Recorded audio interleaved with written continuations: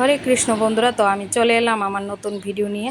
আপনাদের যদি আমার ভিডিওটা ভালো লেগে থাকে তাহলে অবশ্যই একটা লাইক করবেন, কমেন্ট করবেন এবং আমার পাশে থাকবেন। যাই হোক বন্ধুরা, আমি গত ভিডিওতে দেখিয়েছিলাম যে রাস্তার বাইক এবং গাড়িগুলো যে স্পিডে যায়, এই স্পিড নিয়ে আমি একটু কথা বলেছিলাম।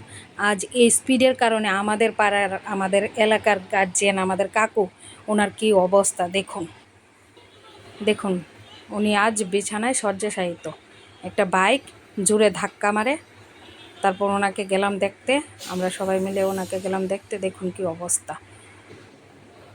তো আমরা সবাই মিলে যদি প্রতিবাদ করি যে বাইকের এবং গাড়িগুলোর স্পিড যেন কম থাকে। দেখুন এখানে ওনার মার সাথে একটু কথা বলছি। দেখুন, ওনার মা কিছুই জানে না যে ছেলের অ্যাক্সিডেন্ট হয়েছে। আচ্ছা, ভাত খেয়েছো নি? খাইছো না? কিতা খাইছো সকালে? টিফিন খাইছো? আচ্ছা, ভালোই। ভালো থাও। স্নান করছো নি? করছো না? কোন সময় করবা? কোন সময় করবা?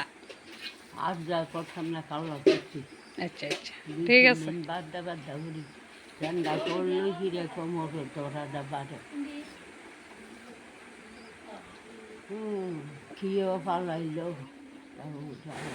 দেখুন মায়ের মন, মা তো বুঝে গেছে।